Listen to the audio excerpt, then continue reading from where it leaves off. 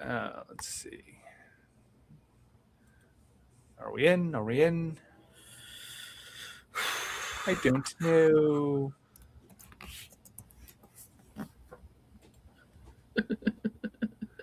Substack. There we go. Yes. Hooray. Hey, just so you know, oh no, I turned it on because I can't, so that I'm lit. Just so you know, I'm recording now.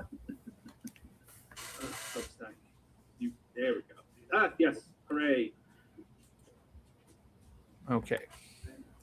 Ta-da! Oh, why am I? What is it? What is happening right now? The sun goes in, the sun goes out. No one can explain it.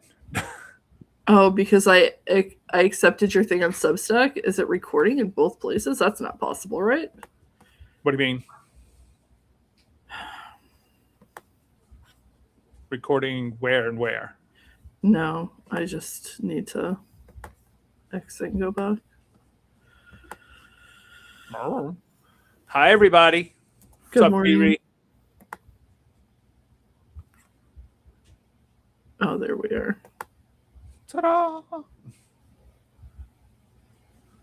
Yeah, sorry guys. I changed the room that I'm in, and the lighting was better for like 3 seconds, and then it got dark again. Yeah, it just depends on whether or not the sun is in or out. Oh, let me shut off. And I'm at my parents', so you might occasionally see one of them walk behind me.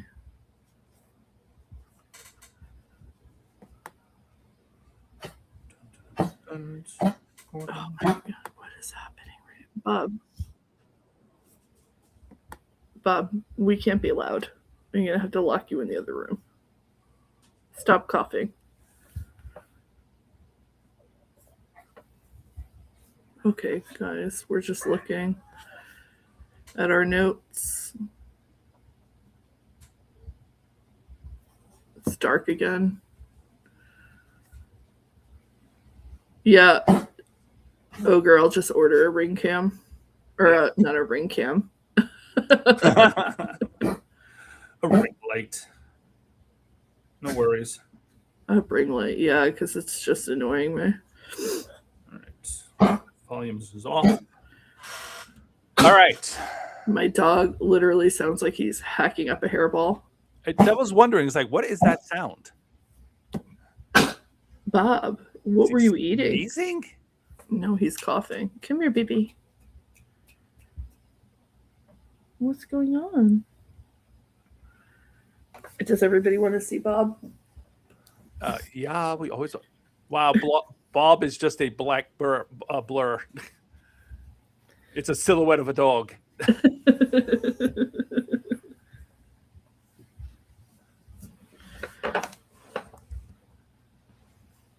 We'll have to post a picture in the article. Oh, he is just dark. Yeah. I turned the camera around, but then we would just see his butthole. It's funny because he can really smell toys, like Nathan's toys, when Nathan is, Nathan, you know how kids are, they just leave their toys everywhere. What? But no. if there's like a toy under the entertainment center or something,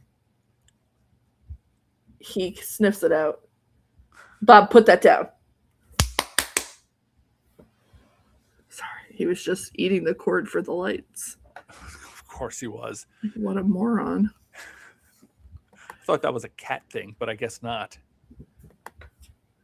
Sandy, one of my 2 cats, Sandy loves laying on the plug to the portable AC in our bedroom. She just loves laying on it for some reason. I don't know why. Like half the time I walk in there, she's just stretched on the out plug, on the wire and the plug. It's not like it's warm because it's not running. I could see if it was warm, but it's not. It's just room temperature, and she just loves laying on it. It's her favorite spot. If she's not plopped next to me on bed, she's laying on that wire. That's funny. It's just, cats are so weird. I call Bob my cat dog. Sorry, I gotta take a drink of my coffee, which requires like pulling my mask down and putting my glasses up. And Good lordy. How's it going out there in Ogreland, people? Having a good day? How many people we got? 37. 38, including you. If you guys see, oh shit, I gotta turn my camera. If you guys see a child run behind me in just his underwear, I apologize.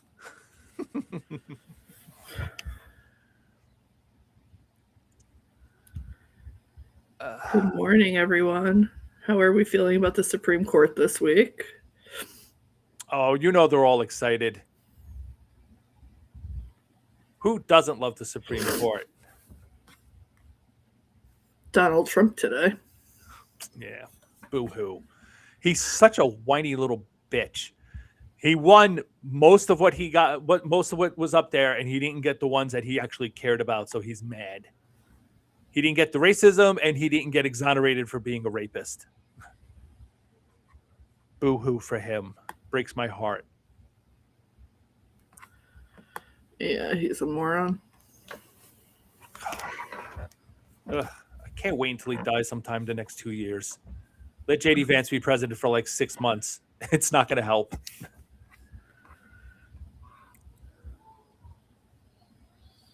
All right. Shall we get started? It is 10:01. Yeah, we'll just get this show on the road. Sorry, I'm just very fidgety. What? No, not you. The ADHD guys. I'm like, they must think that I'm on drugs because sometimes I'm like, just like, right? It's just because I can't sit still. Yeah, no. TV says, can't believe birthright wasn't unanimous, but I guess I'm glad for the ruling. I think they've taken up birthright citizenship before. It was 5-4 that time. Did they rule on it once before this? I thought so. I don't remember that. Let me Google really fast. But this is going to be their new row. They're going to spend the next 10, 20 years trying to undo it just because. They need something to unify the entire right against somebody. And they can't really do Roe anymore, so now it's going to be this. This will be their new central organizing premise of the Republican Party is getting rid of birthright citizenship, even though it's right there in the Constitution. Yeah, it must have been something else that I'm thinking of. Hold on, I gotta mute myself and yell at my child.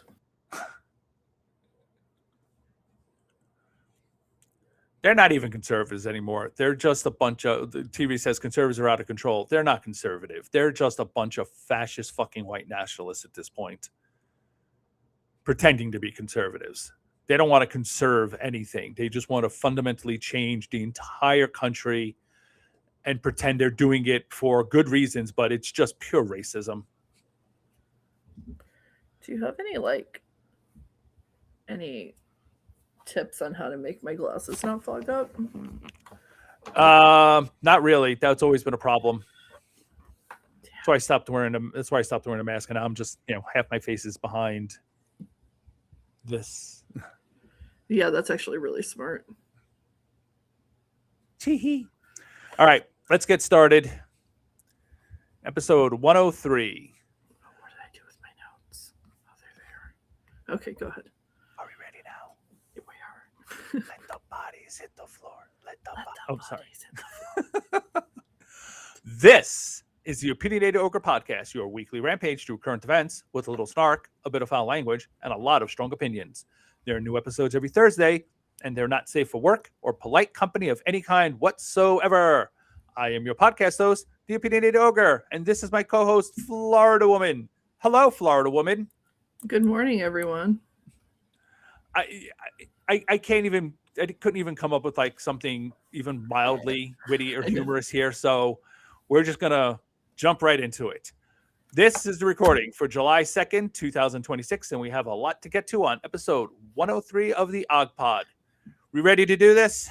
No. Yeah, neither am I, but we're gonna do it anyway. It's time for the Ogre Nation Supreme Court News Update. See, I'm so completely disjointed after that. Do you see my parents Nope. They're just scuttling away into the Did you background. see it? That's funny. Okay. Roar. Roar. So, in honor of Saturday's 250th anniversary of America, we are going to discuss the most Supreme Court in American history. And holy shit, has there been some terrible decisions over the last several days. This is going to take up the entire show. We're going over 10 different decisions here. And that's not even all of them. But these are the main terrible, well, not all of them are terrible, but most of them are terrible. So there's not going to be any headlines this week, and we're going to be skipping self-care because this episode's probably going to run long. Don't worry, those will be back next week. So now let's see what absolute scumfuckery the High Court got up to since we last spoke. So the first decision we're going to discuss today is Mullen versus Doe. This is the case that revolved around the regime's decision to end temporary protected status, or TPS, for 300,000 Haitians and 3,000 Syrians. The court ruled... Sorry, guys. Oh, sorry. I felt like I was going to vomit.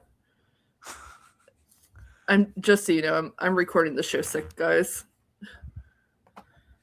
And I'm taking very strong antibiotics. Ugh. Okay. Antibiotics are great, but man, they're the worst at the same time. It's like amoxiclav, and I've never had it before. So it's 2 combined.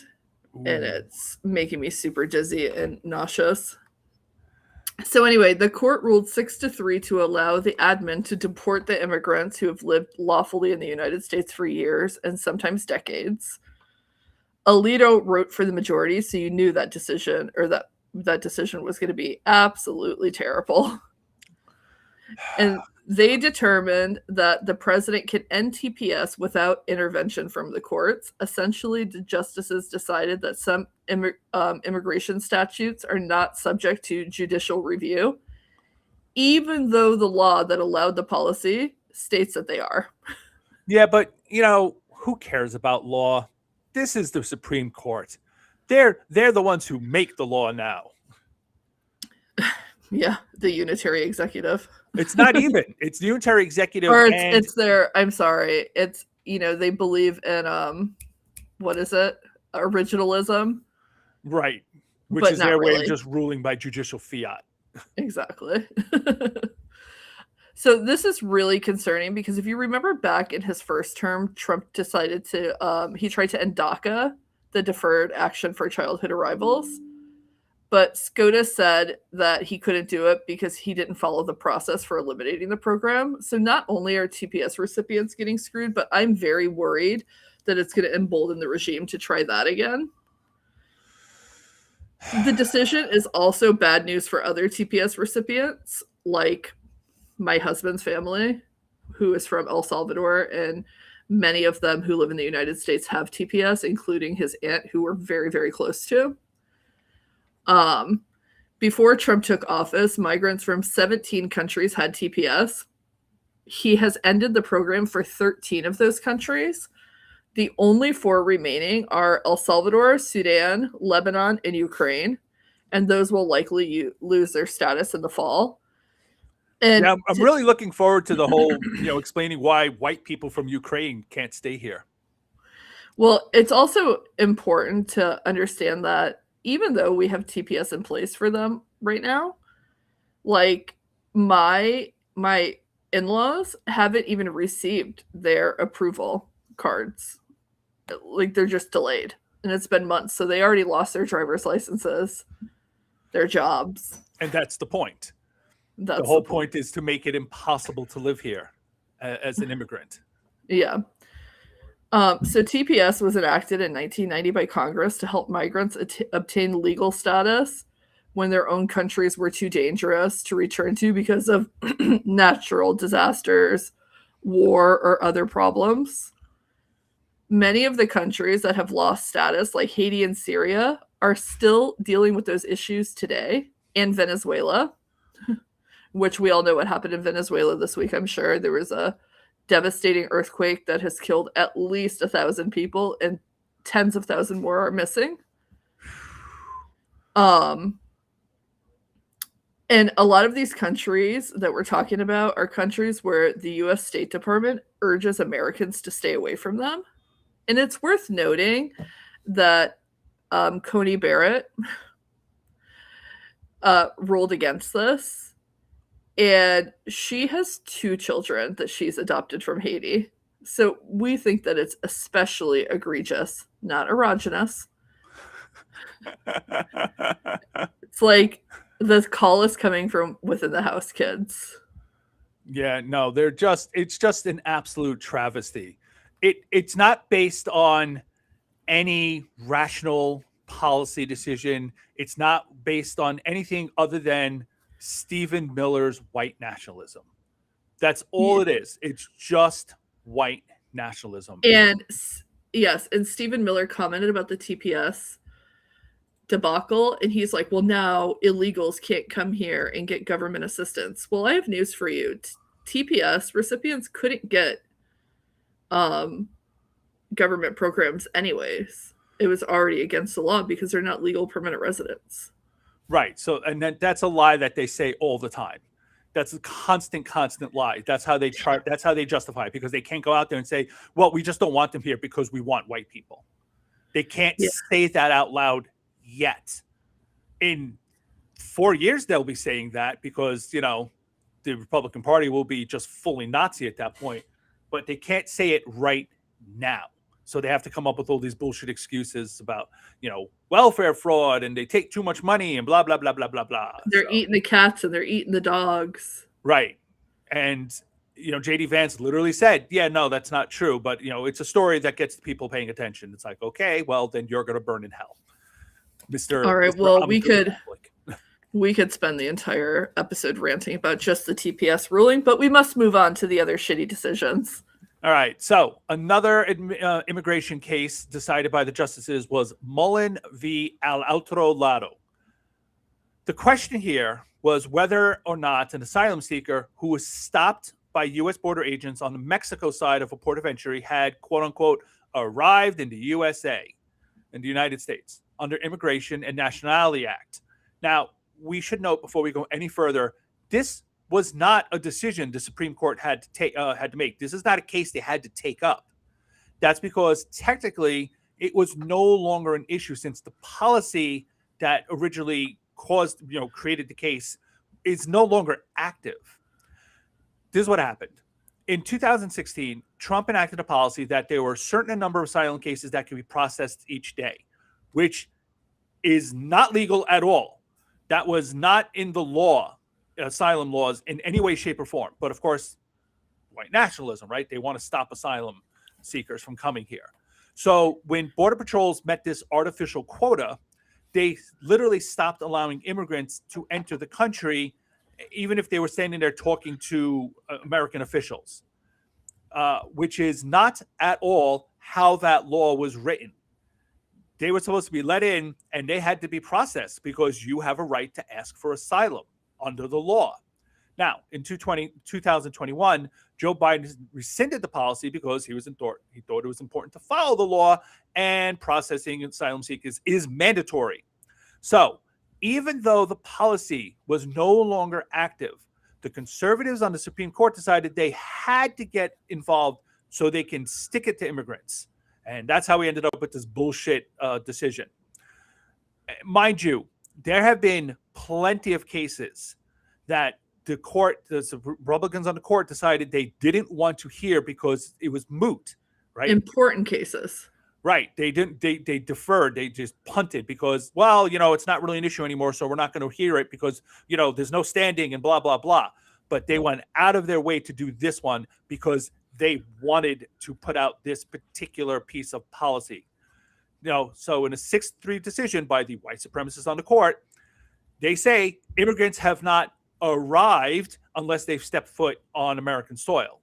And Alito once again wrote the opinion and stated, quote, in ordinary speech, no one would say that a person arrives in a place, for example, a house, a city, or a country, before the person enters the place.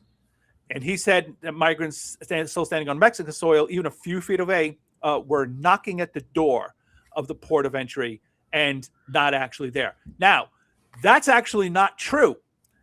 Not for nothing, we all have GPS. Does GPS tell you that you've arrived when you step foot or when you pull up to the building or your house? I mean, hell, I was in Lewiston, New York, and it said that I was in Canada. But it's like, I mean, this is actually a very ordinary piece of speech. You don't have to you don't have to step foot into the house or apartment to say, "Yeah, I arrived. I'm here." People do that all the time. So yeah, I know Samuel Alito lives in a rich bubble of billionaires, and he doesn't actually deal with normal beach regular houses people. And flags. Yeah. He's got to get his freak on, his flag freak on. But this is actually very ordinary speech. So he's lying. Now, the result of this is that this ruling is going to encourage border crossings outside of port of entries, just so migrants can physically be on United States soil, and therefore it no longer applies. Justice Sotomayor pointed out in her dissent, more people are going to die because of this, because they're not going to go to a port of entry. They're going to try to cross the desert. They're going to try to cross the Rio Grande, and people are going to die. And she reminded the court and the rest of the country of the ship that carried Jewish refugees to the United States during World War II, only to be turned around, and most of those refugees were then killed in concentration camps. She pointed out that our asylum laws were created partly to respond to that atrocity, and our promise that it would never happen again. And yet, if refugees on the MS St. Louis, this is Sotomayor in her dissent, were to walk up to a port of entry on our southern border today, the majority's interpretation would allow immigration officers to refuse to even consider their asylum applications by physically blocking them from stepping foot on U.S. soil. Okay? So she went on and she read her entire dissent from the bench, and she said the majority's decision will, quote, regrettably and tragically extinguish the torch of the Statue of Liberty. Boom. And mic drop. It was a scathing dissent. And once she was done, Alito did something that had only ever happened twice in the entire history of the Supreme Court. He threw a temper tantrum over being criticized and gave a response to the dissent. And he whined like a little fucking baby. Mind you, his side won. He gets to enact his white nationalist policy, but he's such a thin-skinned diaper baby, he couldn't let the criticism go, partly because it was really fucking accurate and cut him right down to his fucking bone. But also, how fucking dare anyone point out the racism of the court? How dare they point out, how ahistorical this ruling is? Because he, like all entitled white men, he cannot deal with criticism. I think that in one of their immigration rulings this session, they actually said, it was the TPS decision. And they were talking about Trump's racist statements against the Haitians and stuff. And I think Alito actually said it's not racism, it's xenophobia. According to strict scrutiny. It's so, and they wouldn't, and it was so bad because I listened to them too. The Trump's racism was so bad they refused to read any of his statements because they just wanted to make believe. We can't use the president's statements in our ruling. It's like, why not? It speaks directly to the racism of it. And really, that is the thread that ties all of these immigration cases together, that it's racism and xenophobia. It's not just one, it's both. These fucking people. All right, so let us move on. A third immigration case, Blanche versus Lau, was also decided last week. The case dealt with whether the government has to show clear and convincing evidence that a green card holder has committed a crime of moral turpitude when they return to the U.S. In other words, can a lawful permanent resident be denied admission or put on parole into the U.S. upon their return from a trip abroad? In this case, a green card holder was charged with selling counterfeit clothing in New York. He took a trip to China before his trial, and when he tried to re-enter the U.S., a Customs and Border Patrol officer noted the criminal charge, took his physical green card from him, which if you are a green card holder, the instructions that they give you literally say that you have to have it on you at all times. So they took his physical green card from him and then placed him on parole in the country. Typically, green card holders are considered already admitted and don't face this level of scrutiny when re-entering. But thanks to this 6-3 ruling by the corrupt conservatives on the court, that has now changed. This is one of the reasons why my husband, a green card holder, will not leave the country, because he's afraid that they will deny him re-entry for a misdemeanor charge when he was 20 years old. And to put that into perspective, husband is 46 now and has no other criminal record, but he won't leave the country because he's afraid he won't be able to get back in because something that he did 26 years ago, even though Immigration and Customs Enforcement already said, hey, you're fine, here's your green card. So ran out of breath there. So the justices decided Customs and Border Patrol agents don't need, quote, clear and convincing evidence to deny re-entry. The liberal justices dissented and accused their colleagues of giving the regime a, quote, blank check to strip lawful permanent residents of their rights based on accusations. Because remember, this was a case about a guy who was charged, not convicted. And they pointed out that taking a person's physical green card can make it harder for them to do almost everything. Rent a house, get a job, travel, anything. So, it's really impressive, the double standard that the Republicans on Supreme Court and Republicans in general. If you have the January 6 people who are actually convicted of crimes, but as far as Republicans concerned, you know, we can't hold that against them. Blah, blah, blah, blah, blah, blah, blah, blah. They have all these fucking excuses. Whenever a Republican gets caught doing something, it's like, well, they weren't convicted yet, or, you know, it's just an accusation, yada, yada, yada. You can't do anything about it until you have, you know, it's in court. Yeah. There's always an excuse. Even after they get convicted, there's always an excuse why we can't hold them accountable. But they're more than happy to hold everyone else fully accountable, even on a rumor or an accusation that hasn't been proven, wasn't tried in a court, nothing. It's just like, well, you know, you might be a danger, so we're just going to treat you like one. It's like, that's not how this works. That's not how American jurisprudence, that's not how American law works. You can't do that. It's innocent until proven guilty. For them, it's guilty until proven innocent unless you're a white Republican Christian. Right. And also, let me point out that all we ever hear about is, oh, you have to do it the right way. You have to do this the right way. You can't do it the wrong way. You can't cut in line, which, just so everybody's clear, there's no fucking line for immigration. You have to do it the right way. So these people do it the right way. Technically, my husband went through the process, did it the right way, got his green card, and still has to worry about being denied basic rights. Right, because for them, the right way is being born white in America. Everyone else is illegitimate to them. So there really is no right way. Never mind that my husband is in this country because the United States destroyed his country. But we don't talk about that. That's cause and effect, and we don't talk about cause and effect, especially when it's Republicans were the cause. Right. So I don't want to spend too much time on this next decision, but it is worth mentioning.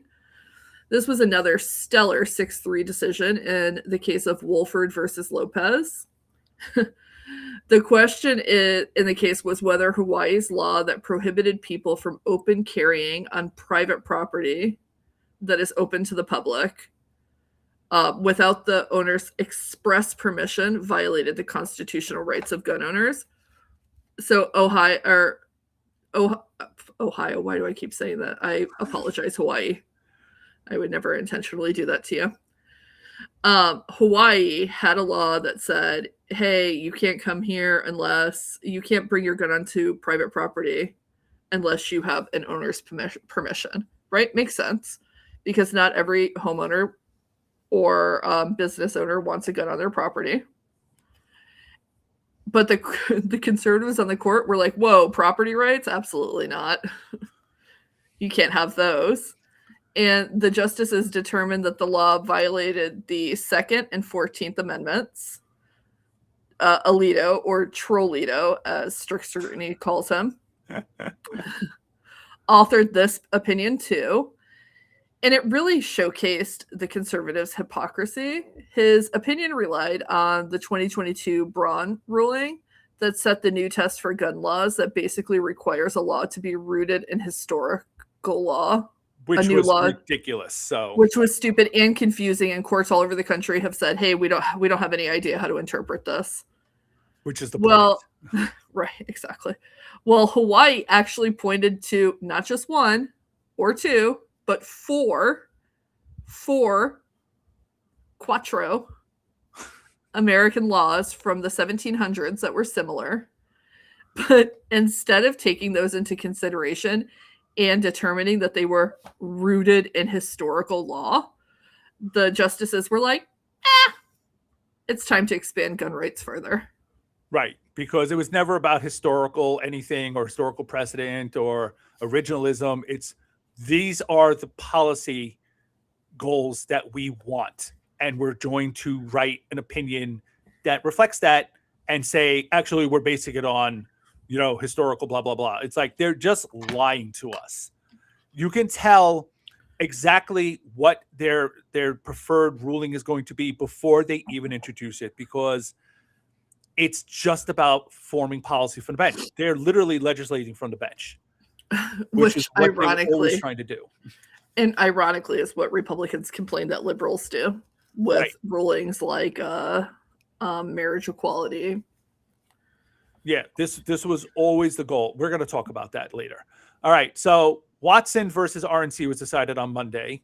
The justices ruled 5-4. Now, this is a good one for a change and really pissed off Trump. The justices ruled 5-4 that states are allowed to count mail-in ballots that are postmarked by Election Day but don't arrive until after. The majority said that federal law sets the date that ballots must be cast by, not when states must receive or count the ballots. Now, the attempt to stop ballots from being counted was a result of Republicans crying and bitching and moaning about the 2020 election. As, of course, you all remember, Biden wasn't declared the winner until about a week later because of the COVID ballots that were still being counted. They decided to target Mississippi because the state has a 5-day grace period for ballots received after the election, but postmarked before. Trump won that state, but of course, they figured it's a red state, we'll go for it.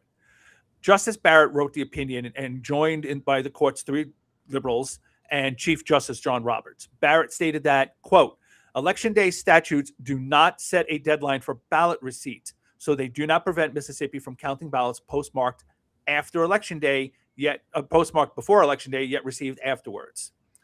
So Alito, the troll, the guy who flew the pine tree flag that insurrectionists carried, was big mad about decisions and saying, quote, creates a serious risk of further undermining public confidence in our elections and our system of self-government.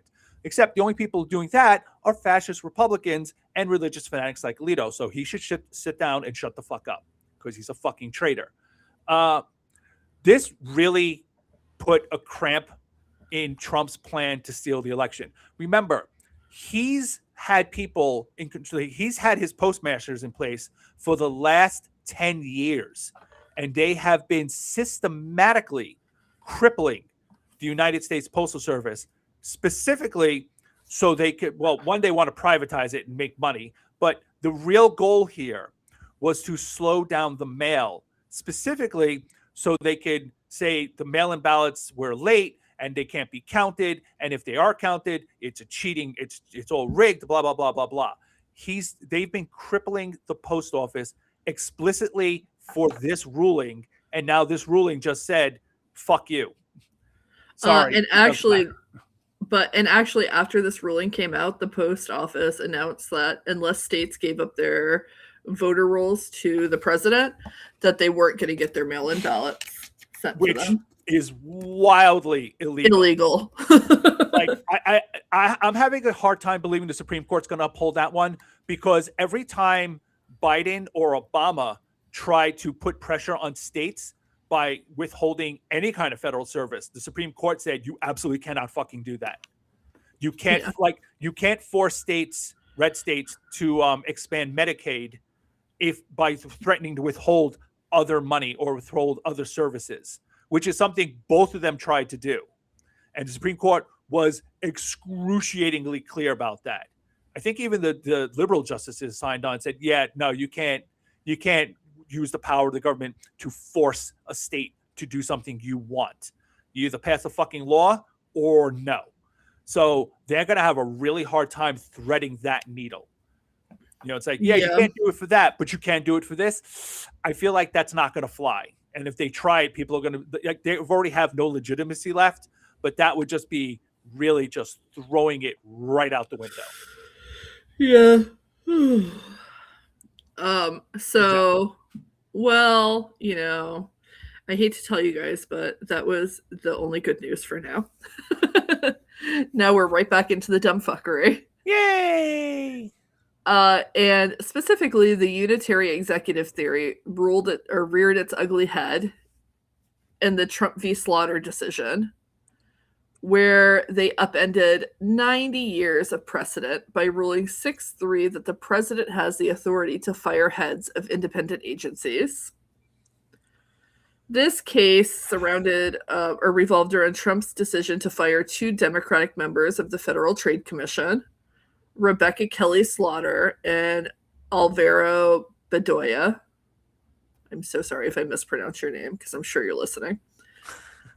He fired them without cause. Slaughter sued and a lower court reinstated her. Trump then ran to his buddies on the Supreme Court, of course, and said, Daddy, please let me fire her. And Alito was like, okay. Alito and his friends. And to be clear, the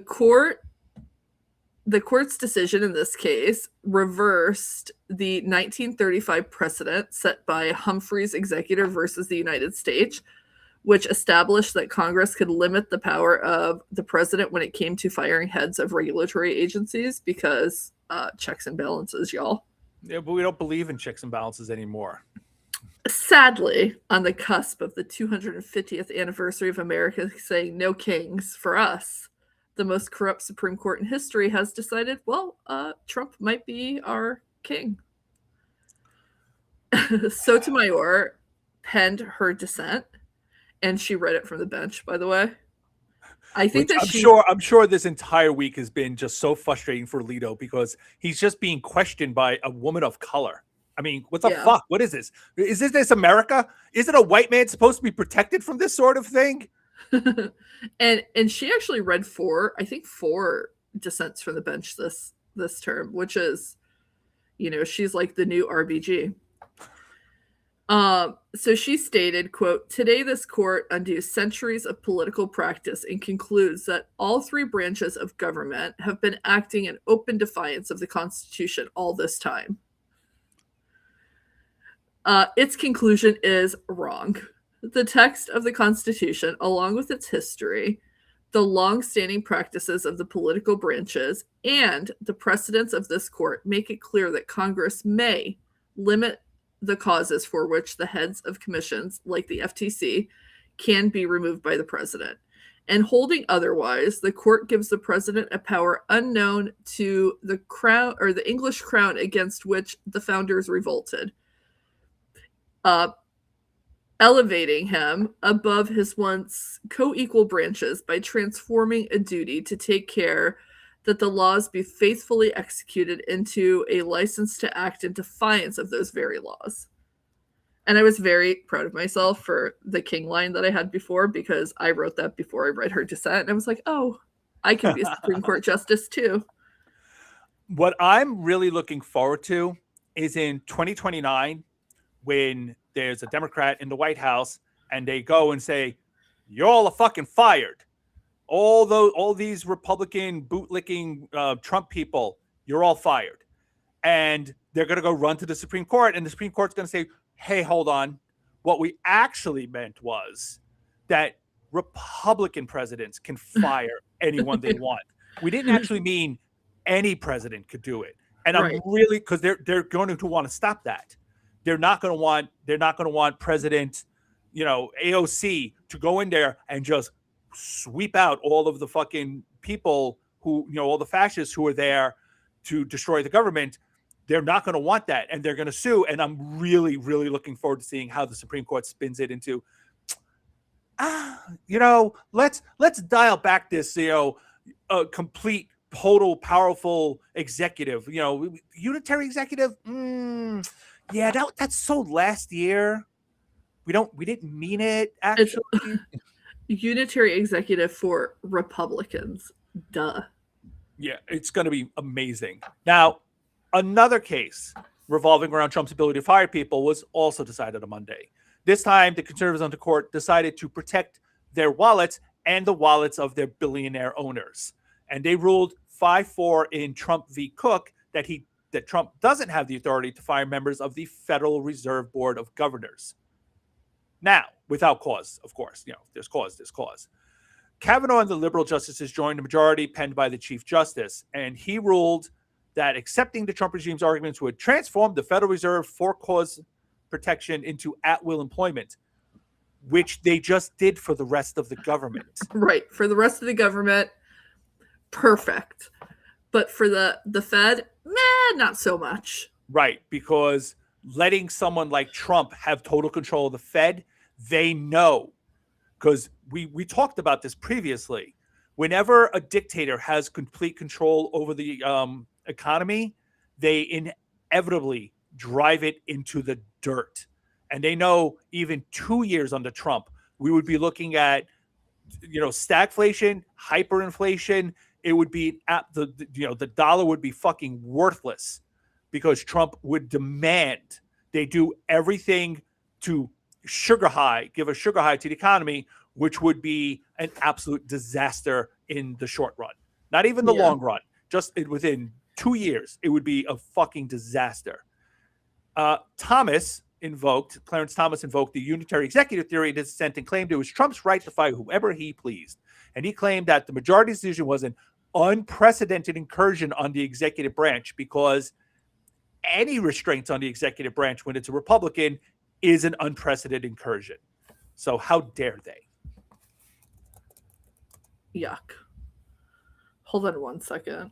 I'm just trying to pull up Thomas's birthright citizenship defense or dissent really quickly. Oh yeah, you said it was completely fucking bonkers.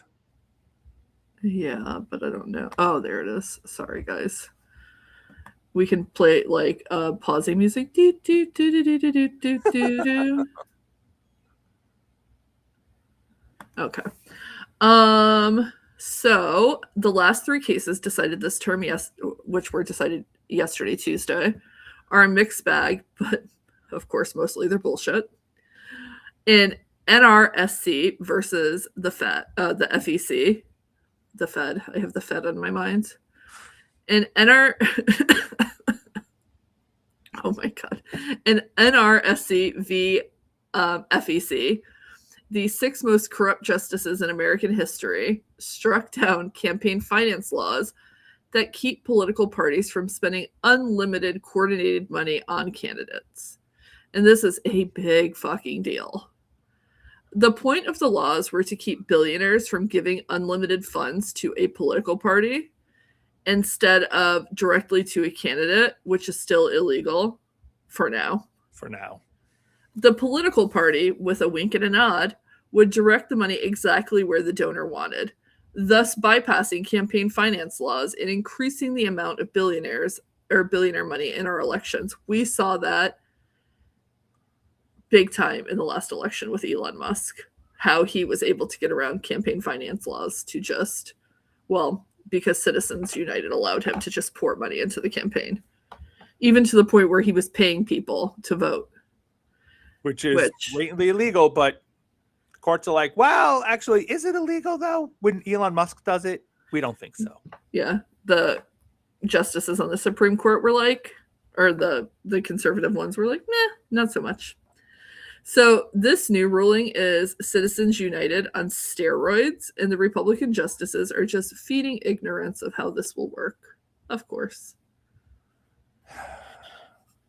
Can't wait. And the press is pointing out that this is going to definitely help Republicans more because Republicans have mega donors.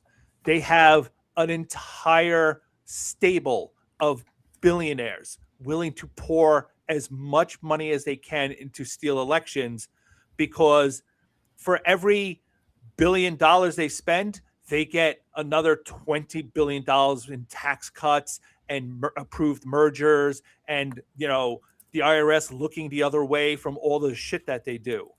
So it's a great investment for them, and they all know it, which is why they keep doing it. Which is why when this is all over, one of the first things we have to do is go after the billionaires. It's like, oh, you were pro-fascism, you enabled all of that. Yeah, we're going to take a really close look at all of your fucking businesses now, and we're going to burn it to the ground, because obviously you're a fucking corrupt piece of shit. Now, the 6 bigots in robes also fed red meat to the base by allowing states to ban transgender athletes from sports. This was 2 different decisions, 2 different cases rolled into one. West Virginia versus BPJ and Little versus Hecox.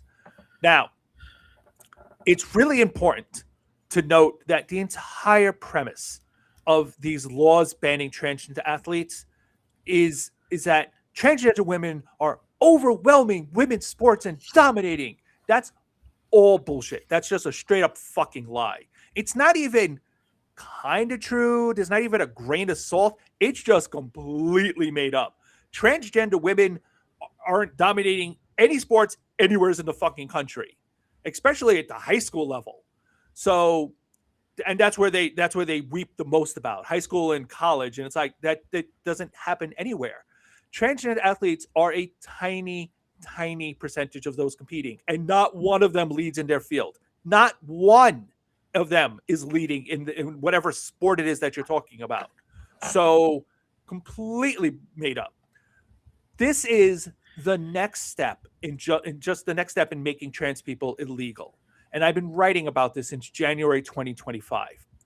We are being conditioned to accept the complete erasure of the entire trans community. And I've said this before, and I will continue to say it. Your personal feelings about trans people is completely fucking irrelevant. Doesn't matter if you like them, doesn't matter if you're uncomfortable, it doesn't matter, because once they're done erasing trans people, you and yours are next. It doesn't matter how safe you think you are. You and yours are next. They're going to come for the rest of us.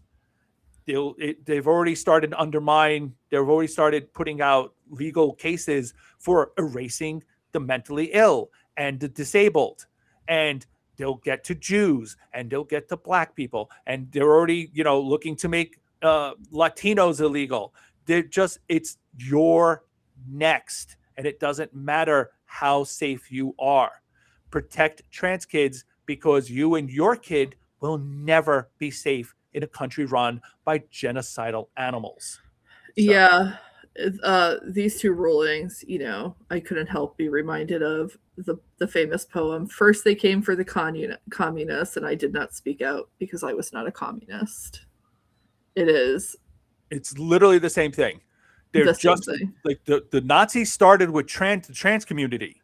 They don't talk about this a lot, but they erased the trans community, and then they moved on to everyone else, because people the are like, disabled kids. Yeah, it's like, oh, well, we already let this one group get wiped out, and I didn't say anything, so it's easier now that we're on to the second group and then the third group.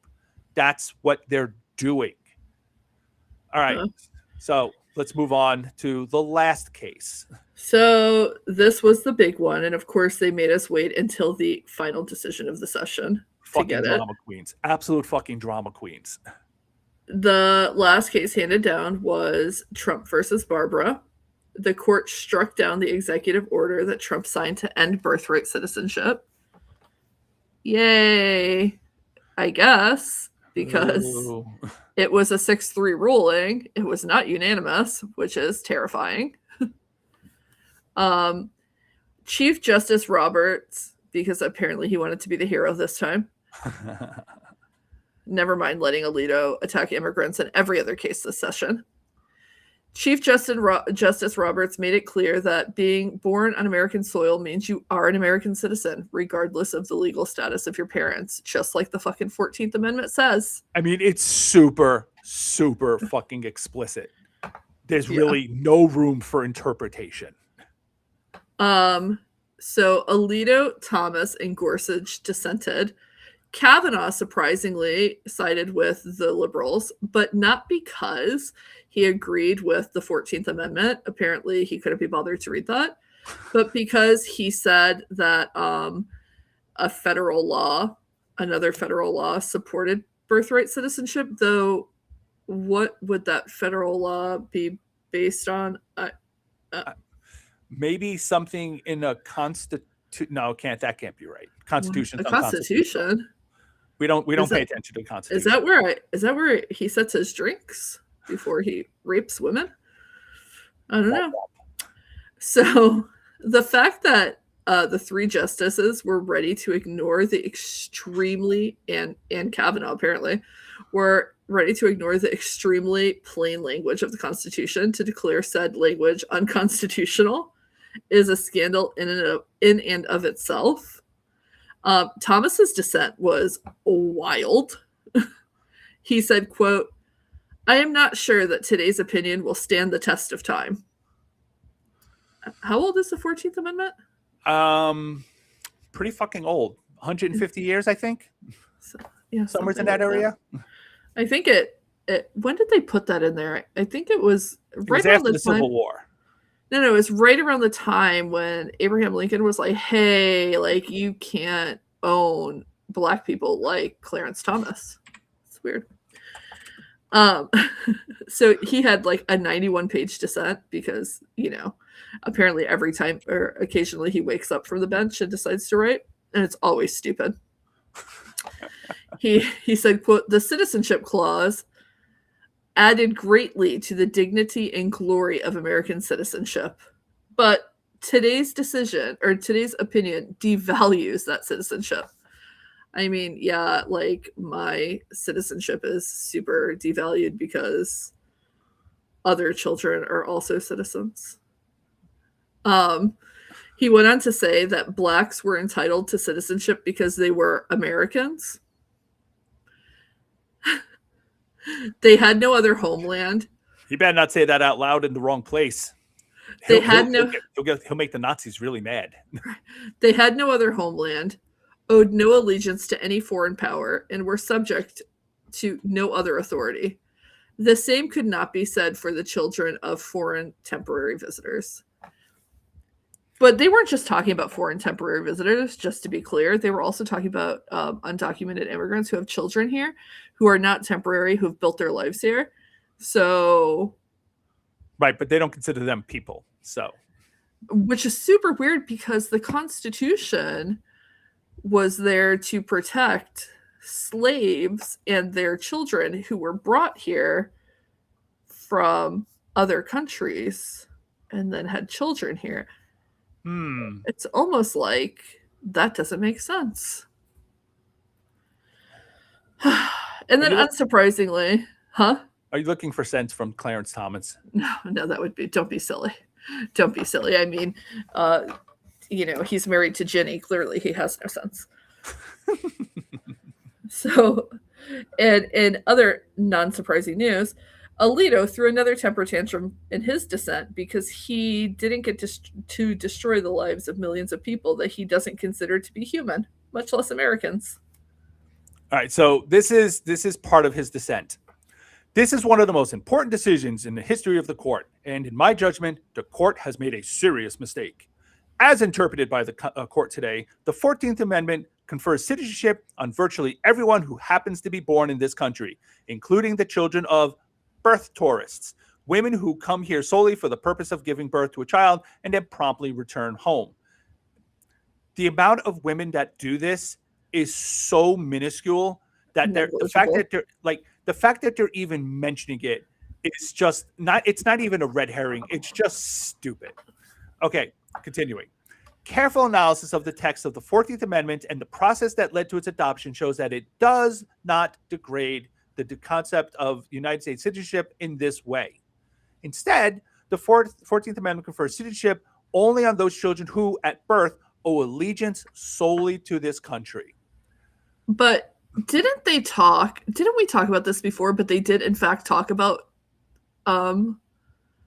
this when they were writing the 14th Amendment? They explicitly talked about this. So a careful analysis of the text and the process cannot lead you to any other conclusion than anyone born here is an American. There is extensive writing about the debate that gave us birthright citizenship, and the language is so plain it would bore Alito's wife in bed even more than her husband does. So there's a ton of writing about this, and they debated it, and they were very explicit about why they wanted the 14th Amendment and who they were conferring citizenship on. At one point, some racist asshole was complaining about the Roma, right? They called them the gypsies back then. And one of the people who was arguing in favor of the 14th Amendment said, that doesn't mean shit. It doesn't mean shit. If they have their kid here, they're American. That's all that matters. It doesn't matter anything else if they're here legally or not. Their kid is an American because they were born on American soil. They were super explicit about this. So Alito's not just wrong, he's lying. And he's lying badly because you just have to look at the writing about it, the contemporary writing, and you'll see this is what they intended. So he's full of shit. Now, also note that the use of the word degrade to describe letting children of people Alito and Thomas hate to be citizens. This is a country built by immigrants. In Alito's family, guess what they are? Italian immigrants. No way. Weird. Yeah. The idea that colorblind citizenship degrades anything is fucking ludicrous. And it diminishes what this country is and its history. But that's the core of white nationalism. They want to destroy anything that is not white, male, and Christian. And they want to reduce the other until they can be brushed away and enslaved or murdered. And Alito's whining dissent is nothing short of the language of eugenics and genocide. Only certain kinds of people can be allowed to be citizens, and Alito knows exactly who should be allowed and who should be eliminated. So fuck you, you fascist fuck. Booyah. So please make sure that you do not fall into the media trap of like praising Roberts and Barrett and Kavanaugh for being like constitutional scholars and whatever, because they didn't block Trump because they disagreed with him in the same way that Republican justices upheld Roe for decades when they wanted to overturn it. The three Republican justices were protecting the GOP from itself. Striking down birthright citizenship would have been politically lethal to Republicans, and they are already facing severe midterm loss. Plus, it's not like they were pro-immigrant this session. We saw many other rulings from them that showed just how much they hated immigrants. And this particular issue is not settled.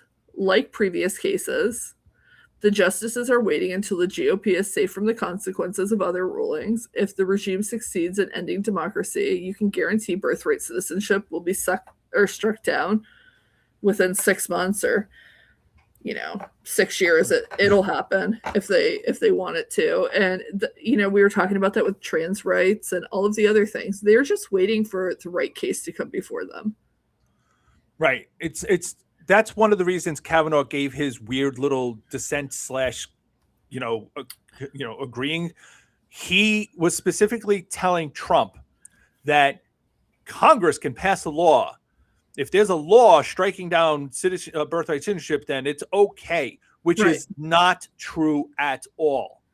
And Trump immediately jumped on his little blog and started screaming that Congress has to pass this law now because we can overturn it with a law, which you can't because it's in the Constitution. It's not a law. It's the Constitution. It's a constitutional amendment. You would have to pass another constitutional amendment to undo the 14th. And there's no fucking way they're going to be able to do that. But Kavanaugh was signaling that if you do it this way, we will sign off on it. So Right. get it done. And we've seen this in other cases, you know, in the last 10 years, where they literally write their dissents or their concurrences and they provide a roadmap for which to dismantle whatever they're talking about. Thomas did it in Roe when he said that he wanted to bring back marriage equality to the table and contraceptives and all of these things. And now he's doing it here. Kavanaugh's doing it here. So please don't become complacent. And for the love of fucking God, the next time we say the Supreme Court is in jeopardy, maybe listen. Right. Maybe listen and not care if our candidate's voice is shrill or she might seem cold or you know, if she's not woman enough or whatever the fuck it is that you guys have problems with. Not you guys specifically, our crowd, but you know, the Bernie bros. Or right. Whether or not AIPAC donated to them or supported them. Like, let's calm the fuck down and stop being distracted by red herrings and keep our focus, because that is how the GOP was able to overturn Roe, because they were laser focused. And you have to be laser focused too. And this brings us to this week's Ogre Rant. So first, I would like to deliver another fuck you to all of the Bernie bros who screamed, "I won't vote my fear" in 2016 because they hated Hillary Clinton more than they hated the idea of a literal fascist in power. You fucks your hands are covered in blood of over 1 million people across the globe. And any pretense of superior morality that you had is gone forever. Fuck you. You're just as guilty as regime for all the horrors they've let loose. Burn in hell. You will never be fucking forgiven for this shit. But let's get back to the high court. Strict Scrutiny, Florida Woman's favorite podcast. Love it. Everybody should listen.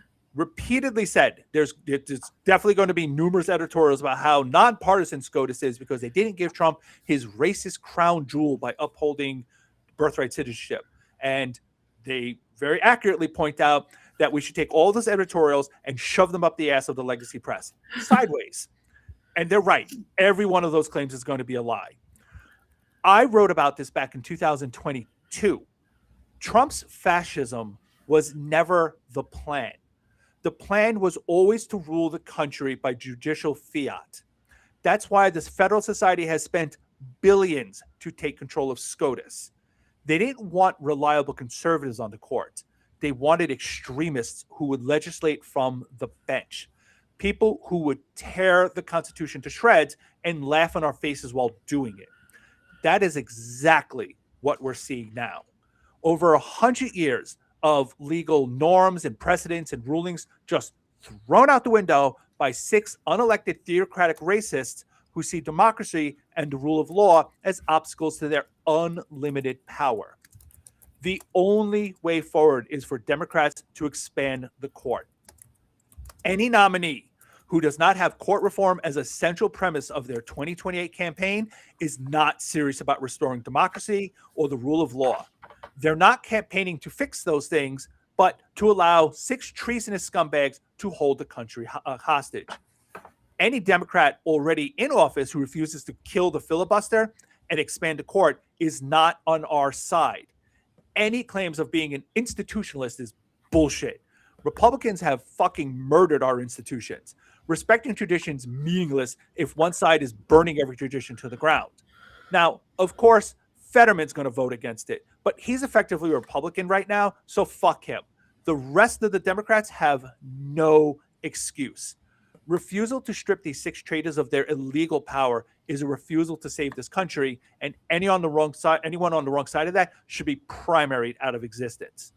Even holding Nuremberg 2 electric chair boogaloo, those trials will be pointless because those 6 justices will just simply overturn every conviction and invent new immunities to protect Republicans. We have to fix the court, save the country. Nothing else can come first because Roberts and his bootlickers will not allow us to do anything until they're put in a box and silenced. It's that fucking simple. And honestly, The next person who tells me they won't vote their fear gets a punch in the fucking face. Well, don't do that, because I don't have bail money. I don't know. I'm just good. At that point, it's like you're on the side of the fucking Nazis, and Nazis all deserve to be punched in the face. So it's true, but they need to be punched in the face by younger people, not us. I have a tailbone injury right now from sitting on the floor. You know, we have to take our medications. We just can't do it. But you guys are listeners. Please punch him in the face. Always punch Nazis. And train my son to punch people in the face. The little one would do it without question. The older one might take some convincing. Well, he's looking to be a doctor, so he's going to be like, do no harm. I'll fix the nose after it's broken. Which, ironically, he does want to be a orthopedic surgeon. So there you go. All right, that is it for today's show. Again, we're passing on the news round. Headlines and self-care for the week, because this show's running a little long, so we don't want to spend like another half an hour here. The Opinionated Ogre podcast, like the newsletter, is free and 100% supported by you, our amazing audience. As of right now, we have no advertisers or sponsors, although that may change sometime in the near future. Fingers crossed. Lexapro. We're looking at you. So please consider becoming a paid subscriber for only $5 a month or just $50 a year. If you prefer a one-time donation, we now have PayPal and Venmo buttons for your convenience. Please help others join the Ogre Nation conversation by sharing the Og Pod on the social media platform of your choice and giving us a 5-star rating on Apple Podcasts or wherever you're listening. You can find me at The Opinionated Ogre on Substack, Blue Sky, and also on TikTok. Florida Woman, where can our beloved audience find you? You guys can find me at Florida Woman Rants on Substack. Excellent. There are 123 days left until the most important midterm elections in American history, and that time will fly by faster than you can imagine. The regime is attacking and undermining our elections because they're weak and desperate. In November, we're going to show them just how fucking weak and desperate they are, and how strong our democracy is. Remember, you are never alone. Stay strong. We beat the fascists once, and we will fucking do it again. Adios. Adios. All right, everybody. Thanks for joining us. We will see you next week. Same bat time, same bat channel. And thanks a lot for showing up today. Bye. Bye, guys. We appreciate you.